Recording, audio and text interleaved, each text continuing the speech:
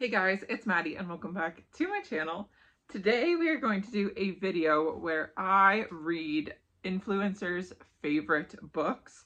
Now I want to preface this by saying I can't guarantee this is their most favorite book, but from my research this is definitely like one of their higher rated reads. I'm really excited to see if I feel the same way towards these books as these influencers, booktubers do. And I tried to find like a variety of content creators. These are some more well-known people, but I thought if this video goes over well and you enjoyed it, then I will like try to dive into some smaller content creators and see what their favorites are. I am very excited to dive into the Emily Henry world, and that is going to be starting with Happy Place. And Rachel Catherine really enjoyed this book. I think she rated this like her second most favorite book of 2023 or something like that. But I'm so excited to get into this. Like most of my reads, I know very little about all of these books. I don't even typically read like the back cover little blurb of them. Most of the times they're just like referred to in other videos and sound enticing. But I think this is about like a couple, like a second chance romance, a couple kind of drift apart and then come back together of some sorts. But I've heard very, very good things about this book and I'm very excited to start off this video reading Happy Place.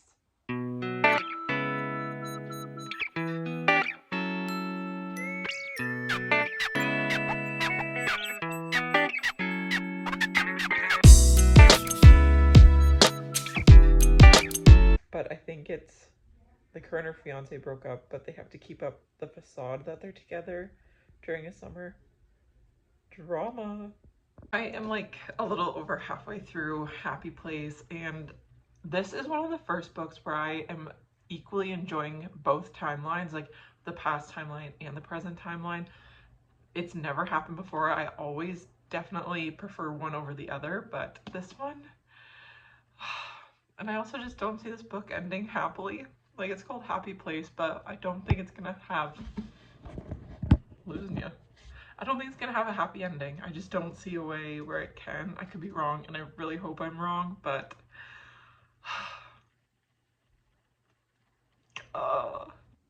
let's talk about this book. Let's talk about Happy Place. This book follows Win and Harriet at a second chance romance. They were together for 8 years, got engaged, called off their engagement, but didn't tell anyone. Failed to tell their family, their friends, anyone that their engagement ended and that they broke up because their relationship's a little bit more complicated than that. They're both in the same friend group, so they need to evaluate their decisions before they act upon them. I tried to cry during this book. I saw Rachel Catherine cried like 4 or 5 times during this book. I just couldn't get myself to cry. Like, I literally tried. I tried so hard to like summon some tears, some emotions. I didn't really connect to a lot of the characters. They felt a little bit flat for me, but I enjoyed the big picture concept of this book so much. I just don't know if it was executed quite the way I wished it was. Like, it wasn't as substantial as I wanted, but the themes and the concept of the book really hit home for me and I could really relate to it. Like outgrowing past friendships and just the changing of friendships and dynamics within a friend group. But like, frick, these people are like almost 30 years old and miscommunication out the frickin' wazoo.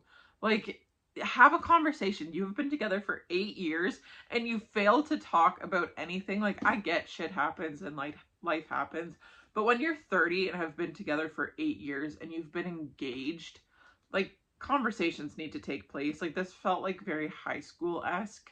95% of this book was just spent within Harriet's own monologue, so it was kind of hard to build other connections with the side characters and to really root for them when we only kind of saw them through one lens and that was it. Emily Henry did a very good job leaving me confused and wondering as to which way their relationship would go, and even up until like the last 50 pages I wasn't sure what was going to happen, and I had myself convinced one way, and once I'm there it's very hard to get me back. I don't want to like spoil it, so I'm not gonna like go too in depth. I apologize if that's what you're wanting, but I was convinced one way and then the opposite way happened, and I was crushed. I didn't enjoy that. I don't see how realistic it is. I know this is like a book and it shouldn't be like, it doesn't have to be realistic, but it just didn't convince me. I wasn't convinced. I wasn't satisfied with the ending, which is very unfortunate. But I did enjoy the book. I read it in like 2 days. I flew through it because I just wanted to know what happened. And like looking back on it, I think I will probably think about this book somewhat frequently. I think more so just the concept of it, not the characters, not the specific storyline, but just the themes that it brought up for me. And I appreciate that in a book. So I'll give it credit for that. But as for the characters, it was meh.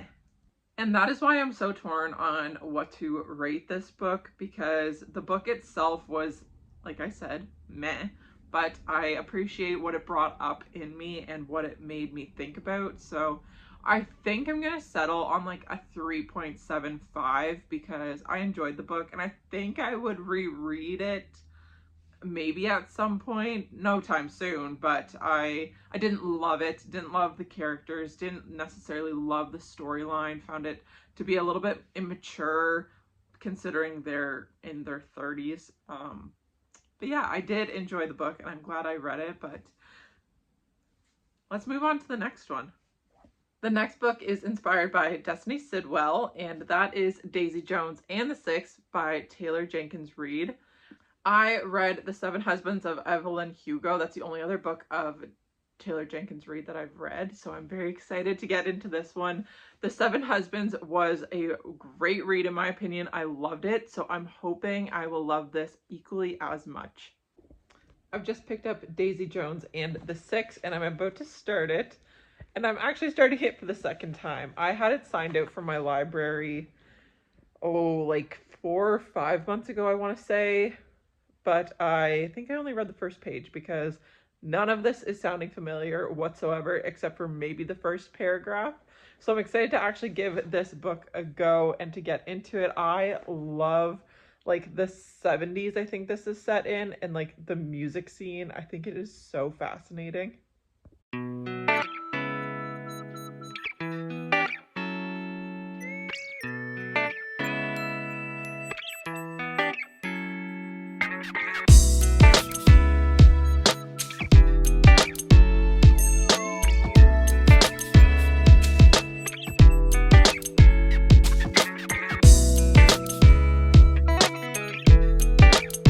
Daisy Jones and the Six is my latest Roman Empire. I loved this book so much. I didn't think I would, and I didn't know anything about it really going into the book. First of all, this is written like an interview transcript, which I love, and I've never read a book like that before. I think it's very interesting because you get the character's own POV and literally the words right from themselves and how they experienced all of the events that this book covers.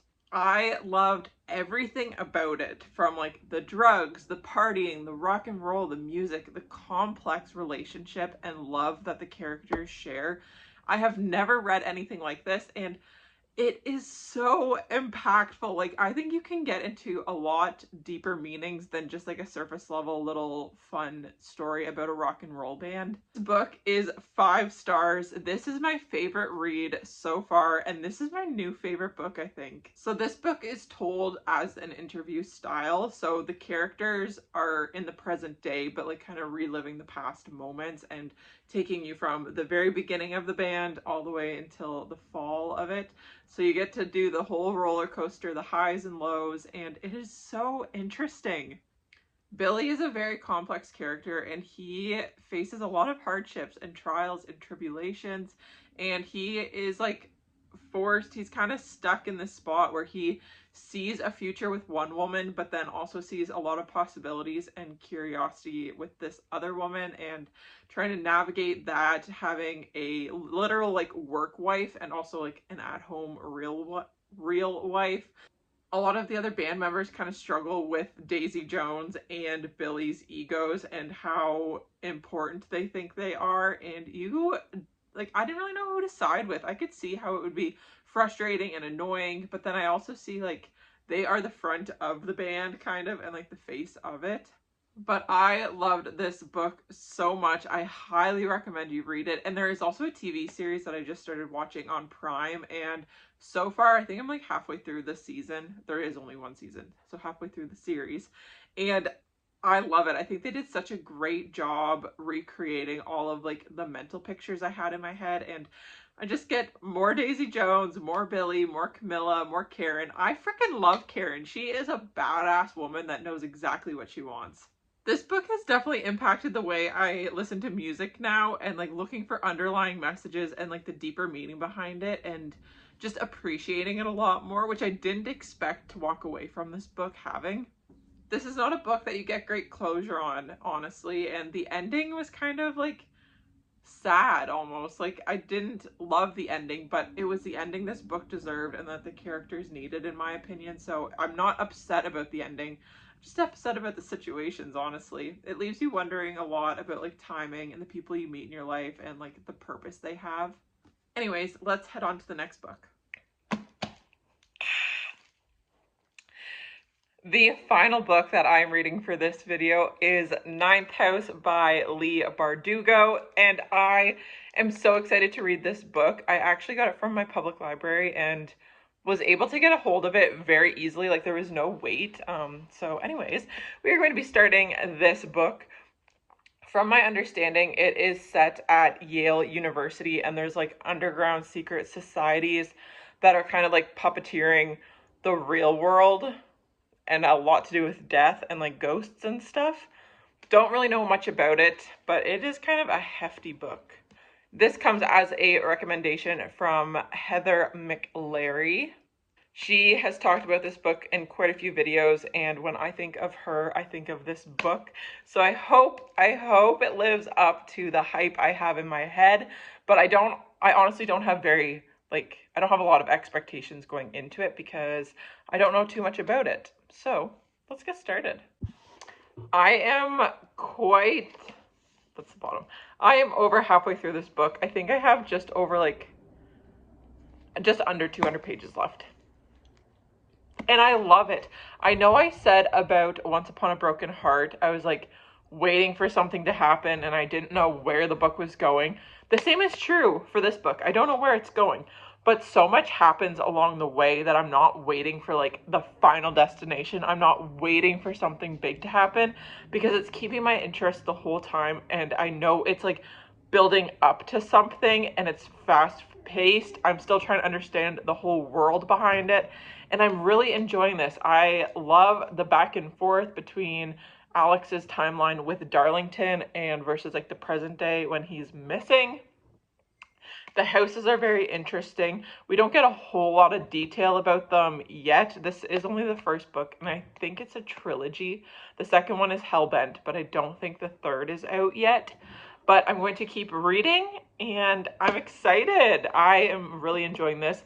The world is pretty big and pretty elaborate, even though it takes place at Yale University.